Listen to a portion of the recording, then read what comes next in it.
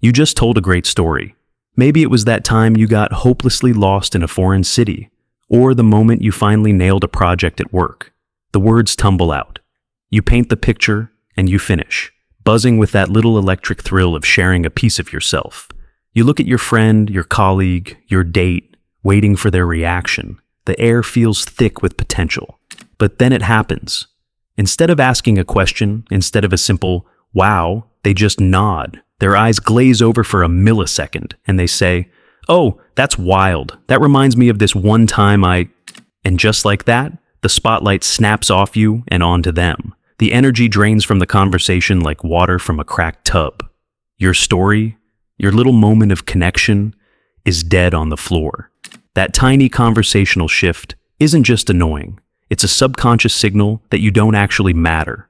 It is the single most common, most corrosive habit that makes people feel invalidated, unheard, and secretly, slowly start to pull away from you.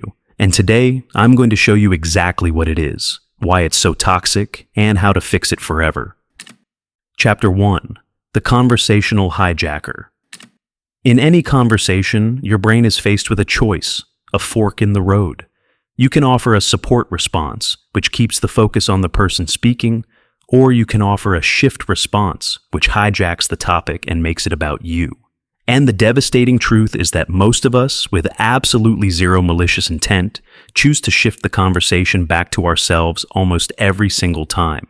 We think we're connecting by saying, me too, but we're actually committing a subtle act of social vandalism. But imagine you are the star of a one-person play.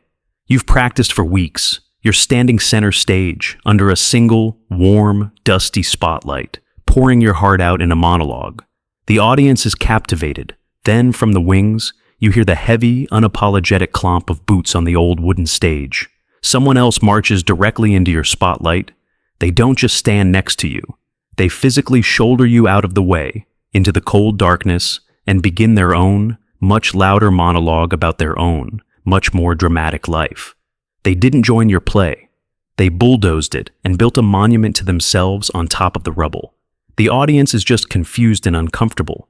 Therefore, this single habit, this instinct to shift instead of support, is the hidden root cause of almost every conversation that feels empty, competitive, and strangely draining, even when everyone is smiling. Chapter 2. The Invalidation Effect. Your story doesn't matter. The primary biological reason we share personal stories isn't to transmit data. It's to seek emotional connection and to have our unique experience validated by the tribe. And feeling seen, heard, and understood is not a luxury. It is a fundamental human need, like psychological oxygen. When we tell a story, we are handing someone a fragile piece of our inner world and implicitly asking, do you see this? Does this matter? But when you immediately counter with your own, bigger, better story, you are giving them the most brutal answer possible. No. It's like arriving at your own birthday party. You're beaming, your friends are there, and on the table is your cake, a glorious multi-layered masterpiece you've been dreaming about all week. You're about to blow out the candles when a friend bursts through the door, carrying their own cake. It's bigger, it's taller. It has sparklers shooting out of the top. They don't say your cake is bad, but they don't have to. The unspoken message hangs in the air, thick and suffocating. My special thing is more important than your special thing right now. Let's all pay attention to my cake. Therefore, you aren't just sharing a similar experience. You are subconsciously communicating that their experience was merely a generic appetizer for your much more interesting main course. Instead of feeling connected, the other person feels unheard, unimportant, and learns that being vulnerable with you is a waste of time.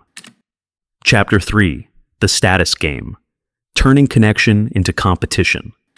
A healthy, nourishing conversation is a cooperative dance. It's an act of building something together, a shared reality woven from two different perspectives. And a shift response fundamentally corrupts this dynamic, twisting the social interaction from one of cooperation into one of primal, low-stakes competition.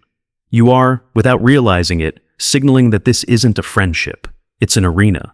But imagine a good conversation as a relaxed game of catch on a sunny afternoon. The ball is the focus. You toss it gently to your friend. They catch it, look at it for a moment, and toss it gently back. There's an easy, satisfying rhythm.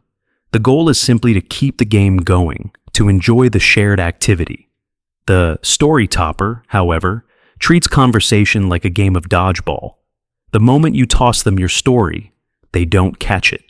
They use it as a target, winding up and hurling their own, bigger, faster, harder story directly at it, trying to knock it out of the air.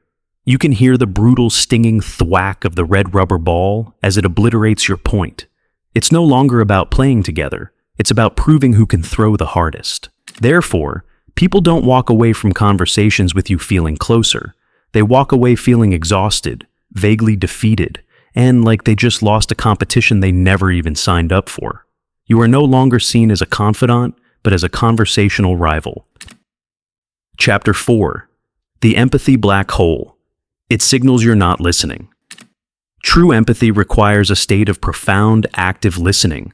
It is the cognitive and emotional ability to fully absorb and understand another person's state of being. And your brain is a terrible multitasker. It cannot truly actively listen to someone else's feelings if, at the same time, it is frantically rummaging through its own massive internal library, searching for a relevant story of its own to tell. The search function overwrites the listening function. But a shift responder is like that person at a concert who clearly isn't listening to the band. Imagine you're there. Your favorite band is on stage. The music is washing over you. The guitarist is in the middle of a blistering, beautiful, face-melting solo. But the person next to you isn't taking it in. Their eyes are darting around. They're tapping their foot impatiently. They're just waiting for the tiniest moment of quiet between songs to cup their hands and bellow a request for their own favorite song. They aren't there to experience the music that's being played. They are there to control the playlist. They are waiting for their turn to speak, not listening to what is being said. Therefore, this habit sends the most powerful subconscious signal of all. I am more interested in the sound of my own voice than I am in your feelings. It is the fastest way to dissolve trust and make people believe on a deep gut level that you are fundamentally self-centered. Chapter 5. The Antidote. How to become a conversational superconductor. So how do we fix this? It begins by reprogramming your conversational goal. Your new goal is not to be the most interesting person in the room. It is to be the most interested. And the most charismatic people on earth aren't great storytellers. They are master story listeners. They make you feel like you are the only person in the world. This is a skill, and it's built on two simple tools. The first is the follow-up question. It is the ultimate support response. Instead of saying, "That reminds me of," you simply ask a question about their story. "Wow, that's insane. What did you do right after that? What was the hardest part of that for you? How did that make you feel?" A question acts like a loving command. Tell me more. You are important. The second tool is the validation statement. These are short, powerful phrases that prove you are present. That sounds incredible. I can't even imagine going through that. That is genuinely hilarious. These aren't just filler. They are proof that their story has landed safely. But imagine a shift responder is like a cheap, frayed electrical wire. When someone sends an emotional current of a story down that wire, there's so much resistance that most of the energy is lost, as heat and conversational noise. The connection is weak and inefficient. Now, imagine yourself as a perfect superconductor. When someone sends their story to you, the emotional energy flows through you with zero resistance. It is not diminished. It is not consumed. It is perfectly received, amplified, and reflected back to them through your questions and validation. You don't take their energy. You channel it, making the entire circuit brighter. Therefore, by replacing your own story with a follow-up question or a validation statement, you transform from a conversational hijacker into a conversational superconductor, making people feel seen, valued, and deeply, unforgettably connected to you.